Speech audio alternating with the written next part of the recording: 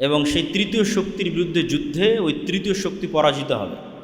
সেই তৃতীয় শক্তি কারা তা কোরআন এবং হাদিসে উল্লেখ নাই। সেই তৃতীয় শক্তি ইহুদিরা, সেই তৃতীয় শক্তি হিন্দুরা, সেই তৃতীয় শক্তি চায়নার মতো যারা বুদ্ধিস্ট, তারা, আল্লাহু আলাম।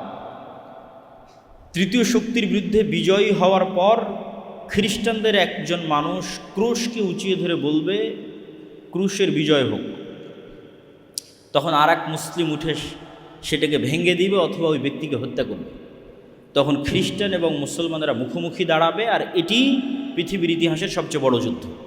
তথা পৃথিবীর ইতিহাসের সবচেয়ে বড় যুদ্ধ হবে খ্রিস্টান আর মুসলমানদের মধ্যে, যেটার নাম মালহামা, যেটা বাইবেলে এবং অন্যান্য ধর্মগ্রন্থে আর্মাগেড্ডন নামে বলা হয়েছে। এবং পৃথিবীর সব ধর্মের মানুষ একজন মাসিহের অপেক্ষা করতেছে। মাসিহ মানে উদ্ধারকারী, বিপদ থেকে উদ্ধারকারী। মাসিহাদ দাজ্জালও বিপদ থেকে উদ্ধারকারী, ঈসা মাসিহও বিপদ থেকে উদ্ধারকারী। এবং দুইজনের নামেই মাসিহ লাগানো আছে, ঈসা মাসিহ এবং মাসিহাদ দাজ্জাল। কোরআন এবং হাদিসে এই দুইজনের নামে মাসিহ লাগানো আছে, বিপদ থেকে উদ্ধারকারী। একজন মিথ্যা বিপদ থেকে উদ্ধারকারী, আর একজন সত্য বিপদ থেকে উদ্ধারকারী। এই জন্য ইহুদি হোক, খ্রিস্টান হোক, মুসলমান হোক, সবাই কিয়ামতের পূর্ব মুহূর্তে একজন মাসিহের অপেক্ষায়।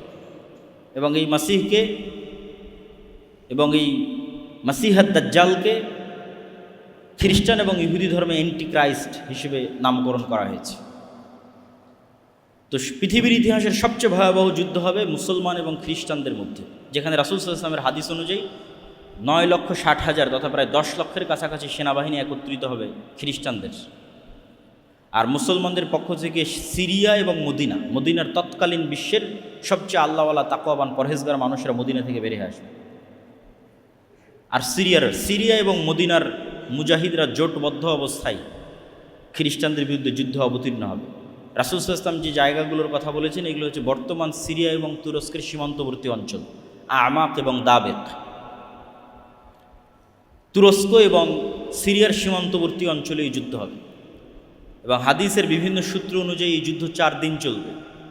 এবং এই যুদ্ধ এত ভয়াবহ হবে যে আকাশে যদি 1 মাস পাখি উড়ে তাহলে লাশের সারি শেষ করতে পারবে না, এবং কোথাও নিরাপদ জায়গা না পাওয়ায় উড়ন্ত অবস্থাতেই মরে পড়ে যাবে লাশের দুর্গন্ধের কারণে।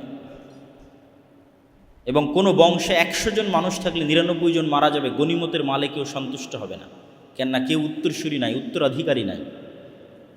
এগুলো হাদিসের বিভিন্ন রেওয়ায়েতে এসেছে। তো এই যুদ্ধে যখন মুসলমানেরা বিজয়ী হবে তখন পৃথিবীতে মুসলমানদের সামনে দাঁড়ানোর মতো আর কোনো শক্তি অবশিষ্ট থাকবে না, কেননা খ্রিস্টানদের সর্বোচ্চ শক্তির বহিঃপ্রকাশ এই যুদ্ধে তারা করে ফেলেছে, 10 লক্ষ। ফলত মুসলমানদের সামনে দাঁড়াবে এরকম আর কোনো সেনাবাহিনী তখন পৃথিবীতে অস্তিত্বমান নাই। তো মুসলমানদের এই বিজয় অভিযান কিছু বর্ণনা অনুযায়ী তুরস্কের রাজধানী ইস্তাম্বুল, কিছু বর্ণনা অনুযায়ী ইতালির রাজধানী রোম পর্যন্ত পৌঁছে যাবে, ধারাবাহিক বিজয় অভিযান।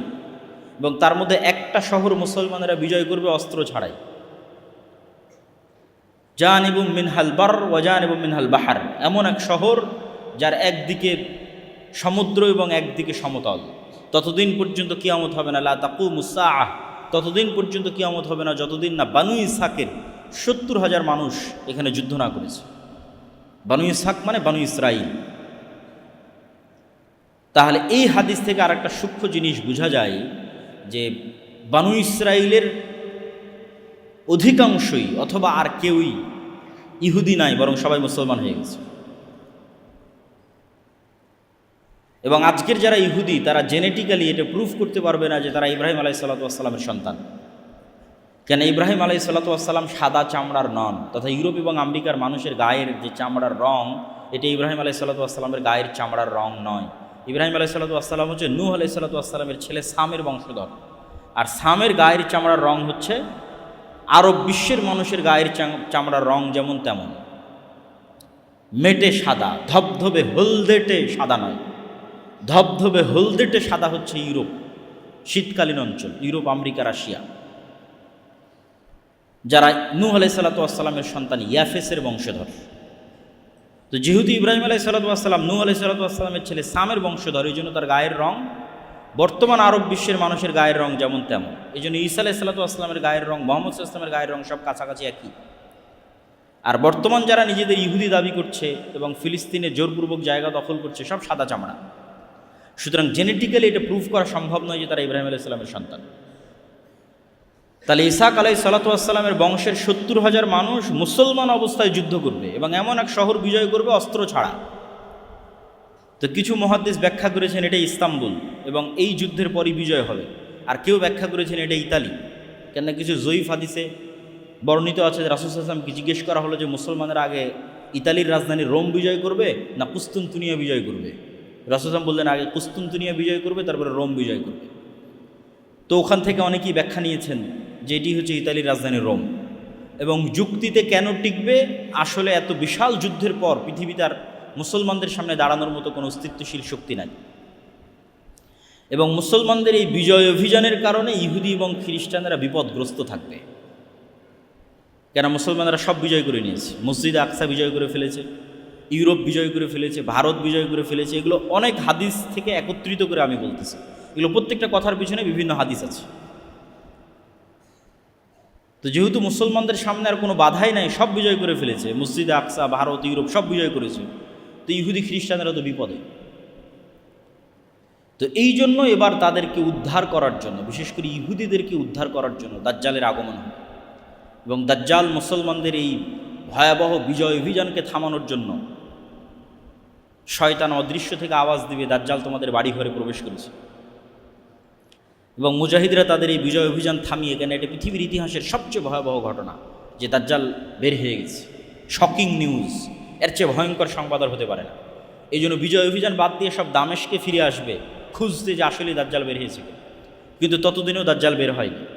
কিন্তু দামেশকে ফিরে আসতে আসতে অথবা ফিরে আসার পরপরই সত্যি সত্যি দাজ্জাল বের হয়ে যাবে। এবং দাজ্জাল বের হবে যেহেতু এক্সট্রা অর্ডিনারি, ভয়ঙ্কর, অমানবিক এবং অলৌকিক ক্ষমতা নিয়ে, যা মানুষের সাধ্যের মধ্যে নয়, এরকম ভয়াবহ অলৌকিক ক্ষমতা নিয়ে যেহেতু দাজ্জাল আসবে, সেহেতু নিমিষেই যেই মুমিন মুজাহিদরা বিশ্বের প্রায় সকল পরাশক্তিকে পরাজিত করে মুসলমানদের বিজয় নিশ্চিত করেছে, তারা নিমিষেই নিজেদের জন্য পৃথিবীকে সংকুচিত অবস্থায় পাবে এবং দাজ্জালের ফিতনা মোকাবেলা করার মতো কোনো শক্তি সামর্থ্য তাদের কাছে থাকবে না। এক হাদিসে রাসূল সাল্লাল্লাহু আলাইহি ওয়াসাল্লাম বলছেন, শামের কিছু, ইরাক এবং শামের মধ্যবর্তী অঞ্চল দিয়ে দাজ্জাল যাবে। যাওয়ার সময় কোনো এক শহরে গিয়ে বলবে তোমরা আমার উপর ঈমান আনয়ন করো। তো ওই শহরের মানুষ ঈমান আনয়ন করবে। তখন ধন সম্পদ মৌমাছির চাকের সাথে যেভাবে ছুটে, তাদের পিছনে সেভাবে ধন সম্পদ ছুটবে। আর শামের কোনো এক নগরীতে এসে বলবে আমার উপর ঈমান আনয়ন করো, তারা ঈমান আনয়ন করবে না। তখন আসমান এবং জমিন, ফসল উৎপাদন, বৃষ্টি বর্ষণ এমনভাবে বন্ধ করে দিবে যে যেহেতু পরিপূর্ণরূপে বৃষ্টি এবং মাটি দুটোই পানি শূন্য হয়ে গেছে, ফলত এখানে আর ঘাসপালাও খাওয়ার সুযোগ নাই, ঘাস পাতা খাওয়ারও সুযোগ নেই। তখন একটাই সুযোগ, যেটা হাদিসেই বর্ণিত আছে, যে তাদের বাড়িতে রাখা বিভিন্ন কাঠের আসবাবপত্রকে চিবিয়ে চিবিয়ে সেখানকার মধ্যে থেকে রস বের করার চেষ্টা করবে। এত ভয়ঙ্কর দুর্ভিক্ষ দেখা দেবে। তাহলে দাজ্জাল আসার পরে মুমিন এবং মুজাহিদেরা বিপদে পড়ে গেল। তাহলে দাজ্জাল এসে কাদের উদ্ধার করলো? ইহুদি এবং খ্রিস্টানদের উদ্ধার করলো। এবার মুমিন এবং মুসলমান যারা আছে তাদেরকে বিপদ থেকে উদ্ধার করার জন্য ঈসা আলাইহিস সালাতু ওয়াস সালাম আসবে।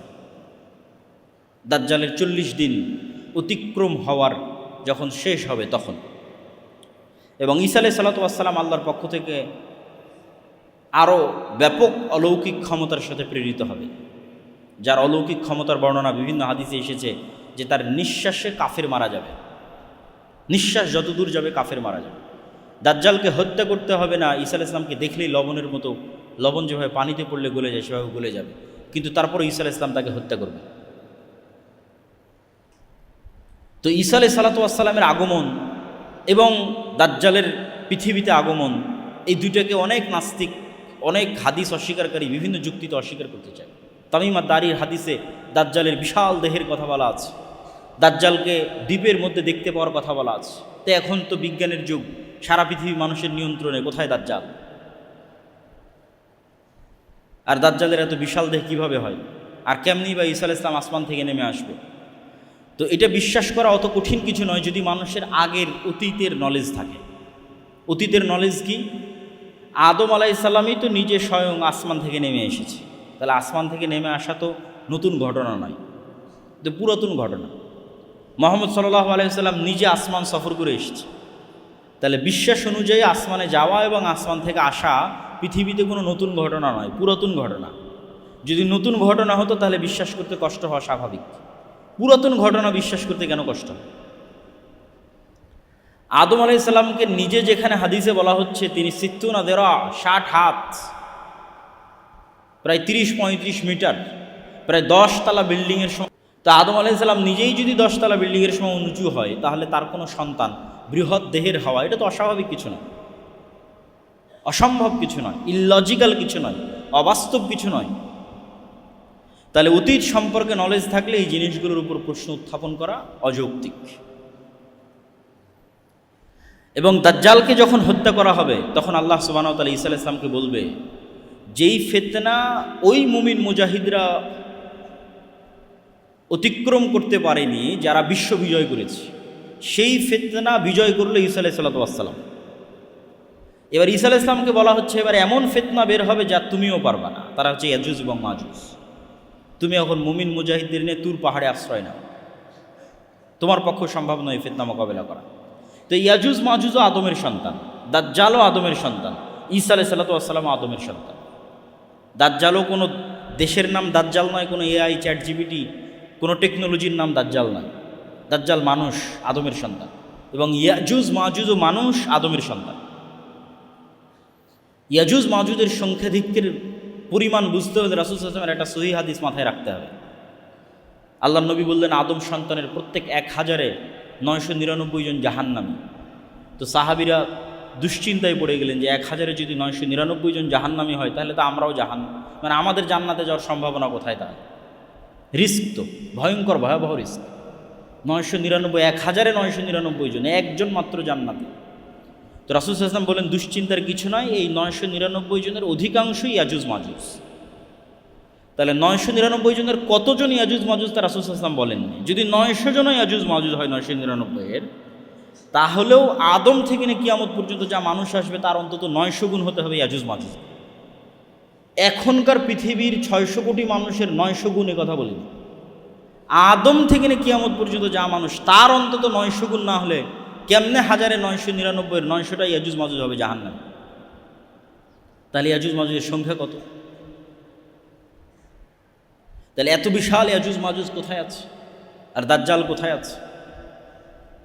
এই বিশ্বাস মজবুত করার জন্য কয়েকটা জিনিস মাথায় রাখতে হবে। এক, আল্লাহ সুবহানাহু ওয়া তাআলা মানুষকে অনেক সীমাবদ্ধ শক্তি দিয়ে সৃষ্টি করেছে, এবং এটা আজকের বিজ্ঞানও স্বীকার করে। ডার্ক এনার্জি এবং ডার্ক ম্যাটার যে কেউ সার্চ দিলে দেখতে পাবে যে পৃথিবীর 2%ও মানুষ দেখতে পায় না, অনেক কম, 2-5% মানুষ দেখতে পায়, বাকি 95%ই অদৃশ্য।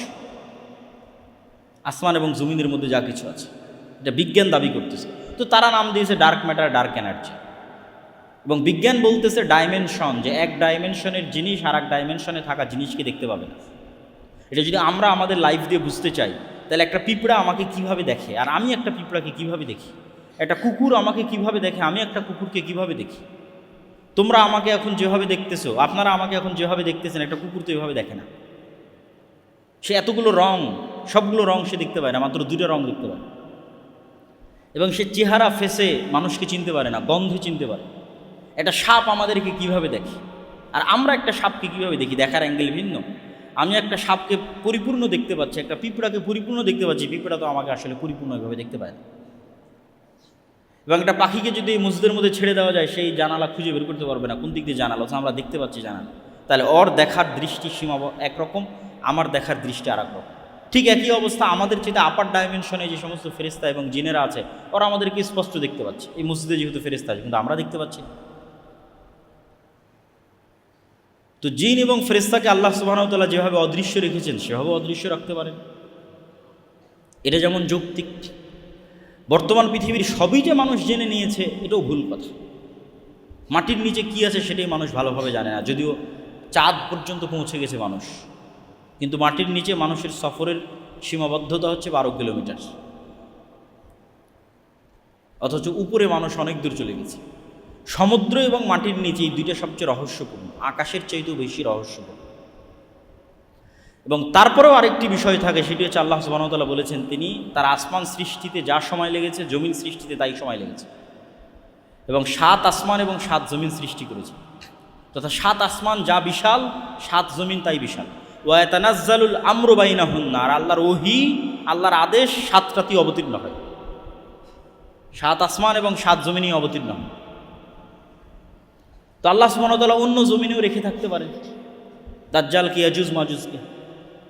এবং সূরা কাহফে যত ব্যতিক্রম ঘটনাগুলো আছে, এই ব্যতিক্রম ঘটনাগুলো অনেক বেশি ব্যতিক্রম, যেগুলো কিয়ামতের পূর্ব মুহূর্তে সংঘটিত বিষয়ের প্রতি ঈমানকে মজবুত করতে সহযোগিতা করে এবং দাজ্জালের ফিতনা থেকে বাঁচার ক্ষেত্রে মানুষের রাস্তা তৈরি করে দিতে পারে। সূরা কাহফে 4টা ঘটনা আছে।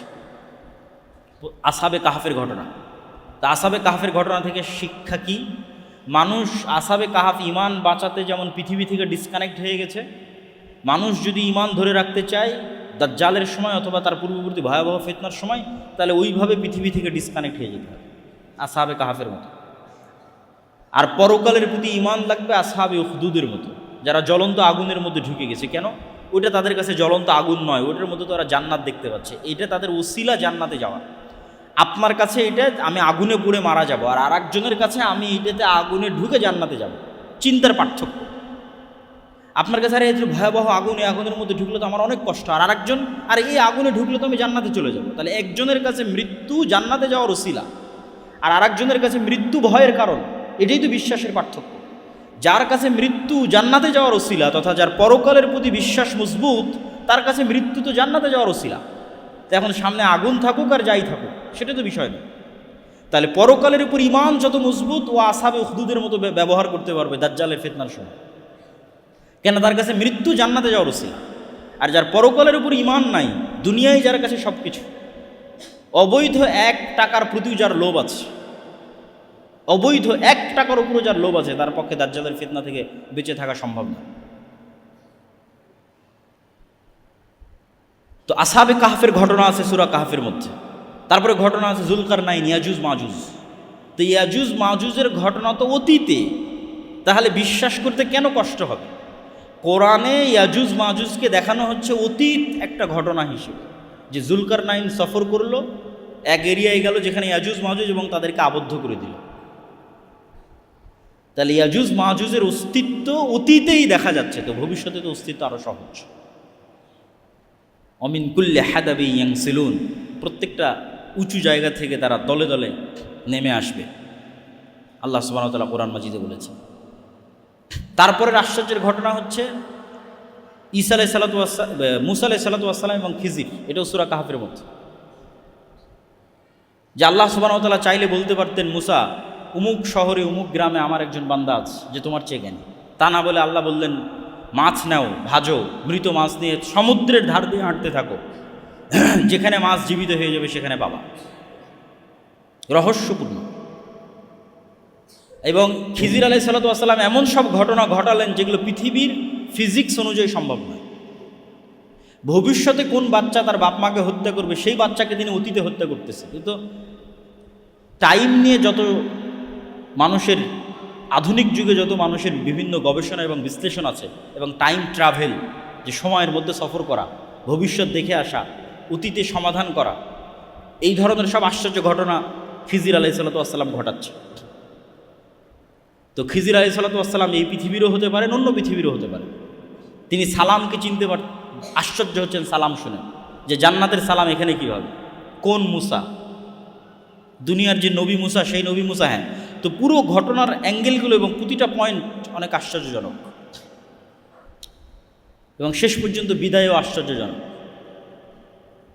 তো এই জন্য সূরা কাহফের প্রত্যেকটা ঘটনাই কিয়ামতের পূর্ব মুহূর্তের সাথে কোনো না কোনোভাবে কানেক্টেড আছে। আল্লাহ সুবহানাহু ওয়া তাআলা খিজিরকে যেভাবে অদৃশ্য রেখেছেন, অথবা অদৃশ্য রাখতে পেরেছিলেন যদি খিজির মারা গিয়ে থাকে, কেন কোরআন এবং হাদিসে কোনো উল্লেখ নেই যে খিজির মারা গেছেন কিনা, না জীবিত আছেন, আল্লাহু আ'লাম। তো সেভাবে আল্লাহ দাজ্জালকে অদৃশ্য রাখতে পারেন, সেভাবে আল্লাহ সুবহানাহু ওয়া তাআলা ইয়াজুজ মাজুজকে অদৃশ্য রাখতে পারেন। এই জন্য অনেক কিছুই শিক্ষা আছে সূরা কাহফের মধ্যে। আর সূরা কাহফের মধ্যে সবচেয়ে যেটা ব্যতিক্রম ঘটনা, 2 ভাই বাগানওয়ালা, অমা আযুন্নু সাআহ, আমি মনে করি না যে কিয়ামত কায়েম হবে। এই জন্য বলেছি ইসলামের সারমর্ম তাওহীদ আর কিয়ামত। সে বিশ্বাস করে না যে কিয়ামত হবে, ওটাকেই আল্লাহ সুবহানাহু ওয়া তাআলা সূরা কাহফের মধ্যে শিরক হিসেবে উল্লেখ করছে।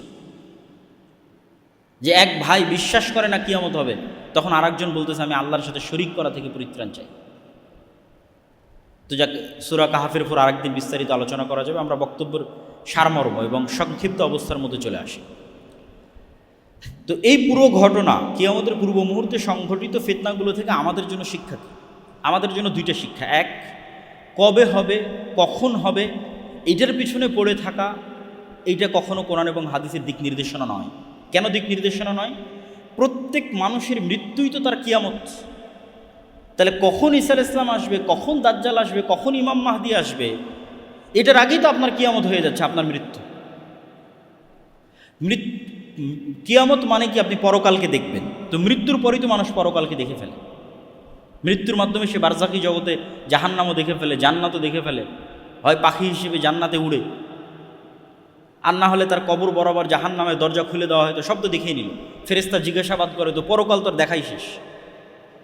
তাহলে কিয়ামত ঘটা পর্যন্ত অপেক্ষা করতে হচ্ছে না তো, ঈসা আলাইহিস সালাম ইমাম মাহদি আসা পর্যন্ত অপেক্ষা করতে হচ্ছে না তো, আপনার মৃত্যুই তো আপনার কিয়ামত। এটা হলো 1 নম্বর পয়েন্ট। 2 নম্বর পয়েন্ট, ইমাম মাহদি আসলে, ঈসা আলাইহিস সালাম আসলে, দাজ্জাল আসলে নতুন কোরআন আসবে নাকি? নতুন নবী আসবে নাকি? নতুন হাদিস তৈরি হবে নাকি? না, নতুন কোরআনও আসবে না, নতুন হাদিসও হবে না। বরং এই পুরো ঘটনা থেকে আপনারা এটি দেখলেন যে ঈসা আলাইহিস সালাম আসার পূর্বেই, দাজ্জাল আসার পূর্বেই কোনো নবী ছাড়া এবং কোনো নতুন কোরআন ছাড়া এবং নতুন হাদিস ছাড়া আমার এবং আপনার মতো মুসলমানেরা বিশ্ব বিজয় করবে। 10 লক্ষ খ্রিস্টান বাহিনীকে পরাজিত করবে, মসজিদে আকসা বিজয় করবে, ভারত বিজয় করবে, ইতালি বিজয় করবে, কোনো নতুন নবী ছাড়া, নতুন কোরআন ছাড়া, আমার এবং আপনার মতো মুসলমানের। তাহলে যা ঘটার সেটা তো 1400 বছর আগেই ঘটে গেছে। মানে সবচেয়ে আসল ঘটনা তো 1400 বছর আগে ঘটেছে, সেটা হচ্ছে কোরআন এবং হাদিস। এবং ঈসা আলাইহিস সালামও এসে এই কোরআন এবং এই হাদিসের উপর আমল করবে। তাহলে কাজের জিনিসটা আমার এবং আপনার কাছে আছে। আর কিয়ামত তো নির্ধারিত, সেটা যে আমার এবং আপনার মৃত্যু। তাহলে কবে ইমাম মাহদি আসবে, সেই দিন সব কিছু হবে, এই অপেক্ষায় বসে থাকা বুদ্ধিমানের? না, যেটা আসল ঘটনা ঘটে গেছে এবং আপনার কাছে আছে, আর আমার এবং আপনার মতো মুসলমানেরা এত বড় বড় বিজয় সম্পূর্ণ করবে, তাহলে আপনি কেন চেষ্টা করবেন না? আর তো নতুন নবীও আসবে না, নতুন কোরআনও আসবে না। তাহলে আমার এবং আপনার জন্য কাজ স্পষ্ট, আমার মৃত্যু, আমার কিয়ামত, আর এই কোরআন এবং এই হাদিসের মাধ্যমে মুসলমানদের বিজয় হবে। এই কোরআন এবং এই হাদিস ফলো করেই কিয়ামতের পূর্ব মুহূর্তে মুসলমানেরা বিজয় করবে, ইমাম মাহদি বিজয় করবে, ঈসা আলাইহিস সালাম বিজয় করবে। সেই কোরআন এবং হাদিস আমাদের কাছে আছে। তাহলে এই কোরআন হাদিসকে সামনে রেখে নিজেদের জীবন গড়া এবং নিজের মৃত্যুর জন্য প্রস্তুতি নেওয়া এবং আল্লাহর দ্বীনকে বিজয় করার চেষ্টা করা, এটি হলো সবচেয়ে বড় অন্যতম মেসেজ আজকের এই বক্তব্য থেকে শিক্ষা। আর দাজ্জালের ফিতনা থেকে বাঁচার প্রস্তুতি সবসময় থাকতে হবে। কেন? কিয়ামতও যেমন হঠাৎ হবে, দাজ্জালও তেমন হঠাৎ বের হবে, বাগদাতান, হঠাৎ। রাসূল সাল্লাল্লাহু আলাইহি সাল্লামও বলেননি যে না, আমার যুগে দাজ্জাল বের হবে না, এরকম স্পষ্ট বলেননি। ইবনু সাইয়াদের হাদিসগুলো পড়ে দেখতে পারেন। ওমর রাদিয়াল্লাহু তাআলা আনহুকে রাসূল সাল্লাল্লাহু আলাইহি ওয়াসাল্লাম বলছে, এ যদি দাজ্জাল হয় তাহলে একে হত্যা করবে ঈসা আলাইহিস সালাম, আর যদি দাজ্জাল না হয় তাহলে তুমি কেন নিরপরাধ মানুষকে হত্যা করবে? একবার রাসূল সাল্লাল্লাহু আলাইহি ওয়াসাল্লাম বললেন, না রে, আমার যুগে আবার দাজ্জাল বের হয় না, তথা দাজ্জাল যে কোনো মুহূর্তে যে কোনো সময় বের হয়ে যেতে পারে, বাগদাতান, কিয়ামত হঠাৎ হবে। তো দাজ্জালের ফিতনা থেকে বাঁচার জন্য যেমন আল্লাহ সুবহানাহু ওয়া তাআলার কাছে দোয়া করতে হবে, ঠিক তেমনি যেই কারণে আপনি দাজ্জালের ফিতনা থেকে বাঁচবেন, ওই ধরনের দাজ্জালীয় ফিতনা, দাজ্জালুনা কাজ্জাবুনা, আসল দাজ্জালের আগে আরও 30টা দাজ্জালুনা কাজ্জাবুনা বের হবে। তো এই জন্য সত্য মিথ্যার সংমিশ্রণ এবং মুসলমানদের উপর বিপদ আসতেই থাকবে।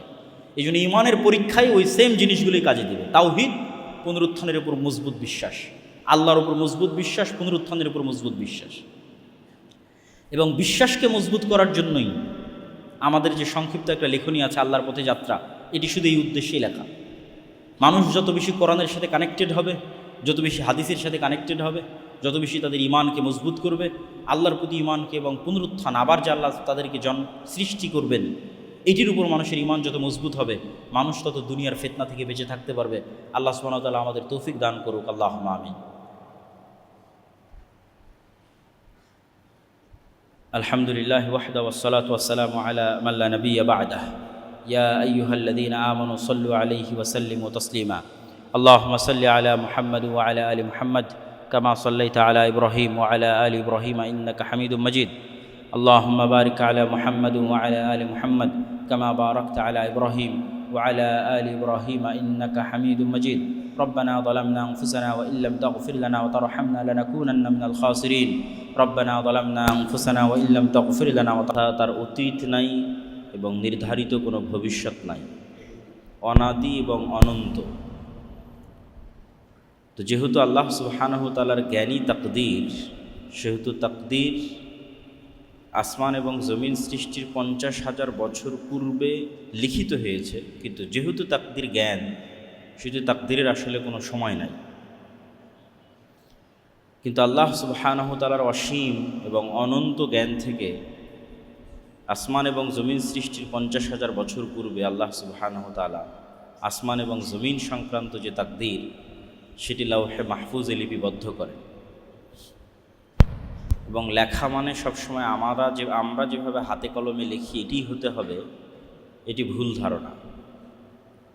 যেমন আমরা আজ থেকে 20-30 বছর আগে হাতে কলমে লিখতাম, এখন কম্পিউটারে লিখতেছি, মোবাইলে লিখতেছি। তো কম্পিউটার এবং মোবাইলের লেখা তো ধরা যাচ্ছে না, মেমোরি কার্ডের মধ্যে থেকে যাচ্ছে, হার্ড ড্রাইভের মধ্যে থেকে যাচ্ছে। তো আল্লাহ সুবহানাহু ওয়া তাআলা লিপিবদ্ধ করেছেন লাওহে মাহফুজে তাকদীর, তথা পৃথিবী সৃষ্টির 50,000 বছর পূর্বেই আসমান এবং জমিন ধ্বংসের ফায়সালাও হয়েছে, যে আসমান এবং জমিন ধ্বংস হয়ে যাবে। এবং আসমান এবং জমিনের মধ্যে যা কিছু আছে তার সকল কিছু প্রমাণ বহন করে যে আসমান এবং জমিন একদিন ধ্বংস হবে। সেই প্রমাণটা হচ্ছে আসমান এবং জমিনের মধ্যে যা কিছু আছে তার কিছুই স্থায়ী নয়, সেটা মানুষে বানাক অথবা আল্লাহ সুবহানাহু ওয়া তাআলার সৃষ্টি হোক। আল্লাহর সৃষ্টি গাছ হোক অথবা আল্লাহর সৃষ্টি ছাগল ভেড়া মহিষ হোক অথবা মানুষের তৈরি বিল্ডিং বাড়িঘর ব্রিজ কালভার্ট সেতু যেটি হোক না কেন, সবই একদিন না একদিন ধ্বংস হয়ে যায়। যেহেতু পৃথিবীর প্রতিটি সৃষ্টি পরিবর্তনশীল এবং একটা সময় পরিবর্তনের মাধ্যমে ধ্বংস হয়ে যায়, সেহেতু আলটিমেটলি পৃথিবীও একদিন ধ্বংস হবে। এবং এটিকেই বলা হয়েছে কিয়ামত। তো কিয়ামতের পূর্ব মুহূর্তে কিছু ফিতনা সংঘটিত হবে। সেই ফিতনাগুলোর মধ্যে সবচেয়ে বড় ফিতনা হচ্ছে দাজ্জালের ফিতনা। দাজ্জালের ফিতনা কেন সবচেয়ে বড়, এটি বুঝাও খুবই জরুরি, যে দাজ্জালের ফিতনা কেন সবচেয়ে বড় ফিতনা। আদম আলাইহিসসালাতু ওয়াসসালাম যে ফিতনায় পা দিয়েছিলেন, নূহ আলাইহিসসালাতু ওয়াসসালামের কওম যে ফিতনায় পা দিয়েছিল, লূত আলাইহিসসালাতু ওয়াসসালামের কওম যে ফিতনায় নিপতিত হয়েছিল, আদ সামুদ থেকে শুরু করে ফেরাউন নমরুদ থেকে শুরু করে পৃথিবীতে যত ফিতনা এসেছে তার মধ্যে সবচেয়ে বড় এবং সবচেয়ে ভয়ঙ্কর ও ভয়াবহ ফিতনা হচ্ছে দাজ্জালের ফিতনা। তো দাজ্জালের ফিতনা কেন ভয়াবহ এবং কেন ভয়ঙ্কর, এটি বুঝতে হলে আমাদের কোরআনের যেটি মূল সারমর্ম মেসেজ, সেটি আগে আমাদের বুঝতে হবে। যে আল্লাহ সুবহানাহু ওয়া তাআলা পবিত্র কোরআনে ঘুরিয়ে ফিরিয়ে মানুষকে দুটি জিনিসই শিখাতে চেয়েছে। যদি সমগ্র ইসলামের দুটি বাক্যে সারমর্ম করতে বলা হয় অথবা সমগ্র কোরআনের দুটি বাক্যে সারমর্ম করতে বলা হয়, তার প্রথম বাক্য হবে তাওহীদ আর দ্বিতীয় বাক্য হবে পরকাল বা পুনরুত্থান। আল্লাহ সুবহানাহু ওয়া তাআলা পুরো কোরআনে বারবার বিভিন্ন অ্যাঙ্গেলে বিভিন্ন আঙ্গিকে মানুষকে এটি বুঝাতে থেকেছেন যে তোমার ইবাদতের একমাত্র যোগ্য তিনি, যিনি তোমার রব। আর এটি বুঝাতে থেকেছেন এই পৃথিবী শেষ নয়, এটি অস্থায়ী ক্ষণস্থায়ী, এই পৃথিবী ধ্বংস হয়ে যাবে, তোমাদের জন্য অপেক্ষা করছে পুনরুত্থান, চিরস্থায়ী পরকালীন জীবন। এই হলো ইসলাম এবং কোরআনের সারমর্ম। তো প্রথম সারমর্ম যেটি, সেটি হচ্ছে ইলাহ তিনি, যিনি রব। ইবাদতের যোগ্য তিনি, যিনি রব হওয়ার ক্ষমতা রাখেন। যার মধ্যে রব হওয়ার ক্ষমতা নাই, সে ইলাহ হওয়ার যোগ্য নয়। তাকে ইবাদত করতে হবে, তাকে সিজদা দিতে হবে, তার কাছে কিছু চাইতে হবে, এই যোগ্যতা পাওয়ার, এই সম্মান পাওয়ার সে হক রাখে না, যে রব হওয়ার যোগ্যতা রাখে না। তাহলে রবকে এটি আল্লাহ সুবহানাহু ওয়া তাআলা কোরআন মাজিদে বিভিন্ন আঙ্গিকে বিভিন্ন অ্যাঙ্গেলে তুলে ধরতে থেকেছেন যে আমি রব, এই যে আমি এই পারি, এই কারণে আমার ইবাদত করতে হবে। আর তোমরা যত বাতিল ভ্রান্ত ইলাহের ইবাদত করো তারা এগুলো পারে না।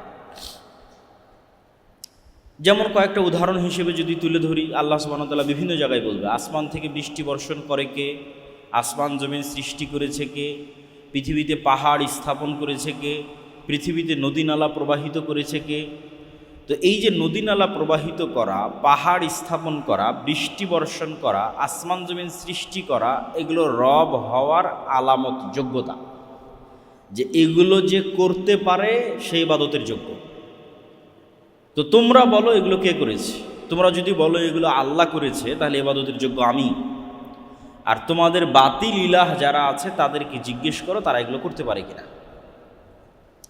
এবং আল্লাহ সুবহানাহু ওয়া তাআলা প্রশ্ন করতে করতে, চ্যালেঞ্জ দিতে দিতে এত ছোট চ্যালেঞ্জও দিয়েছেন যে তোমরা আমাকে ছাড়া যত বাতিল ইলাহের ইবাদত করো তাদেরকে বলো একটা মশা বা একটা মাছি বা একটা পিঁপড়া সৃষ্টি করতে পারে কিনা। ওয়াহুম ইখলাকুন, সৃষ্টি করা তো বহু দূরের কথা, ওরা নিজেরাই সৃষ্টি। সেটা ঈসা আলাইহিস সালাম হোক, সেটা ঈসা আলাইহিস সালামের মা মারিয়াম আলাইহিস সালাম হোক, সেটা শাহজালাল শাহপরান হোক, সেটা মা কালী মা দুর্গা হোক, সেটা পৃথিবীতে আর যত কিছুর মানুষ ইবাদত করছে যেটি হোক না কেন, তাদের কারো একটি মশা, একটি মাছি, একটি পিঁপড়া সৃষ্টি করার সমপরিমাণ যোগ্যতা নাই, বরং তারাই সৃষ্টিজীব। তাহলে যার সৃষ্টি করার যোগ্যতা নাই সে রব নয়, যে রব নয় সে ইবাদত পাওয়ার যোগ্য নয়। এই মেসেজে, এই সংবাদে, এই যুক্তিতে কোরআন পরিপূর্ণ হয়ে আছে। আল্লাহ সুবহানাহু ওয়া তাআলা কোরআন মাজিদের আরও বহু জায়গায় বলেছে যে তোমরা আমাকে ব্যতীত আর যাদের ইবাদত করো তারা একটা খেজুরের বিচির উপরে যে পাতলা আবরণ আছে, এই পাতলা আবরণের সমপরিমাণ মালিক কিনা। যে পৃথিবীর আমি এতটুকুর মালিক যে একটা খেজুরের বিচির উপরের যে পাতলা আবরণ আছে সেটার মালিক। এমনকি আল্লাহ সুবহানাহু ওয়া তাআলা প্রশ্ন ছোট করতে করতে এত ছোট প্রশ্ন করেছেন যে ঠিক আছে, তারা যদি খেজুরের বিচির পাতলা আবরণের মালিকানা দাবি করতে না পারে, তাহলে তাদেরকে বলো যে তারা এটা বলুক যে তারা আসমান এবং জমিনের কোনো কিছুর মালিক নয়, এটা মানলাম, কিন্তু আসমান এবং জমিন সৃষ্টিতে আমাকে সহযোগিতা করেছে, আমার হেল্পার ছিল, এটা বলুক। আসমান এবং জমিনের চুল পরিমাণ, সরিষা সমপরিমাণের একচ্ছত্র মালিকানা তো দাবি করতে পারছে না, বাদ দিলাম, তাদেরকে বলতে বলো, অথবা তোমরা বলো যে আমরা যাদের ইবাদত করি তারা আসমান এবং জমিনের একটা সরিষা সমপরিমাণের মালিক নয়, কিন্তু আল্লাহকে হেল্প করেছিল আসমান জমিন সৃষ্টি, আল্লাহর সাথে শরিক ছিল আসমান জমিন এবং মানুষ সৃষ্টিতে। তো এই যে এইরকম যত যুক্তিতর্ক আল্লাহ সুবহানাহু ওয়া তাআলা কোরআন মাজিদে তুলে ধরেছেন, এগুলো সবগুলোর সারমর্ম কথা হচ্ছে সে ইলাহ হতে পারবে না যার রব হওয়ার যোগ্যতা নেই। কুল হুয়াল্লাহু আহাদ আল্লাহুস সামাদ লাম ইয়ালিদ ওয়া লাম ইউলাদ, যাকে কেউ জন্ম দেয়নি এবং তিনিও কাউকে জন্ম দেননি, এটা রবের চিহ্ন। তো এই ক্যাটাগরিতে তো সবাই বাদ পড়ে যাবে। আল হাইয়্যু আল কাইয়্যুম, চিরঞ্জীব, চিরস্থায়ী, মারা যায় না। কে আছে পৃথিবীতে যে মারা যায় না? সবই তো মরে গেছে। সেটা মারিয়াম আলাইহিস সালাতু ওয়াস সালাম হোক, আর মা কালী মা দুর্গা হোক, শাহজালাল শাহপরান হোক, সবাই তো মারা গেছে। তাহলে আল্লাহ সুবহানাহু ওয়া তাআলা রব হওয়ার যে ক্যাটাগরিগুলো দিয়েছেন, এই ক্যাটাগরিতে যে উত্তীর্ণ হতে পারবে না সে ইলাহ হওয়ার যোগ্যতা রাখে না। এত এই আলোচনা করার পিছনে কারণ কি? দাজ্জালের ফিতনা কেন ভয়াবহ? এই জন্য ভয়াবহ যে আল্লাহ সুবহানাহু ওয়া তাআলা এত যুক্তিতর্ক দেওয়ার পরেও এবং এক্সিস্টিং বর্তমান পৃথিবীতে যারা আল্লাহ ব্যতীত ইলাহের দাবিদার আছে তারা কেউই রব হওয়ার প্রমাণ দিতে না পারার পরেও পৃথিবীর কয়জন মানুষ তাওহীদের অনুসরণ করে? পৃথিবীর কয়টা মানুষ শিরক মুক্ত? পৃথিবীর 600 কোটি মানুষের মধ্যে কয়জন মানুষ আল্লাহ সুবহানাহু ওয়া তাআলার এই তাওহীদের স্বীকৃতি দিচ্ছে? না খ্রিস্টানেরা, না হিন্দুরা। আর মুসলমানদের মধ্যেও নামধারী পথভ্রষ্ট বিভ্রান্ত আছে যারাও এই তাওহীদের পরিপূর্ণ বাস্তবায়ন করতেছে না। তাহলে রব হওয়ার যোগ্যতা প্রমাণ না দিতে পারার পরেও পৃথিবীর মানুষ বাতিল ইলাহের ইবাদত করতেছে, অথচ তারা রব হওয়ার প্রমাণ দিতে পারেনি। তাহলে সেই দিন কি হবে মানুষের, যেই দিন এমন বাতিল ইলাহের দাবিদার আসবে যে রব হওয়ারও প্রমাণ দিবে, সে তো দাজ্জাল। দাজ্জালের ফিতনা কেন ভয়াবহ? রব হওয়ার প্রমাণ দিতে না পারার পরেও পৃথিবীর লক্ষ লক্ষ কোটি কোটি মানুষ, পৃথিবীর 90% মানুষ বাতিল ইলাহের ইবাদত করতেছে, অথচ তারা রব হওয়ার প্রমাণ দিতে পারে। তাহলে পৃথিবীর মানুষের কি হবে যেই দিন দাজ্জাল রব হওয়ার প্রমাণ দিবে? বলবে কোরআনে তো আল্লাহ সুবহানাহু ওয়া তাআলা বলেছে আসমান থেকে বৃষ্টি কে বর্ষণ করে? আমি দাজ্জাল, আমি আসমান থেকে বৃষ্টি বর্ষণ করছি। এবার রব হওয়ার প্রমাণ দিয়ে দিল। ফেরাউনও যে প্রমাণ দিতে পারেনি, নমরুদও যে প্রমাণ দিতে পারেনি, যে প্রমাণ যত বাতিল ইলাহের ইবাদত করা হচ্ছে কেউ দিতে পারেনি, সেই প্রমাণ তো দাজ্জাল দিয়ে দিবে, রব হওয়ার প্রমাণ দিবে। তার আদেশে আসমান বৃষ্টি বর্ষণ করবে, তার আদেশে জমিন ফসল উৎপাদন করবে, এমনকি তার আদেশে আল্লাহ সুবহানাহু ওয়া তাআলার অনুমতিতে মৃতকেও জীবিত করতে পারবে।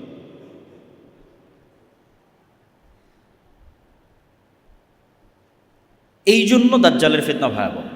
তাহলে কোরআনের এত যুক্তি তর্কের পরেও দুনিয়াতে এক্সিস্টিং বাতিল ইলাহরা কেউ রবের প্রমাণ দিতে না পারার পরেও পৃথিবীর 90% মানুষ বাতিল ইলাহের ইবাদত করতেছে। তাহলে যেদিন দাজ্জাল এসে রব হওয়ার প্রমাণ দিবে সেদিন কয়জন মানুষ ঈমান ধরে রাখবে? এই জন্য এটা পৃথিবীর সবচেয়ে বড় ভয়াবহ ফিতনা। হ্যাঁ, এই ফিতনা থেকে বাঁচতে পারবে কারা? ওই যে দুইটা সারমর্ম বলেছি, ওই দুই সারমর্মের উপরেই এই ফিতনা থেকে বাঁচা নির্ভর করে। একটা সারমর্ম বলেছি তাওহীদের বিশ্বাস যাদের মজবুত, আর 2 নম্বর পরকাল এবং পুনরুত্থানের উপর যাদের বিশ্বাস মজবুত।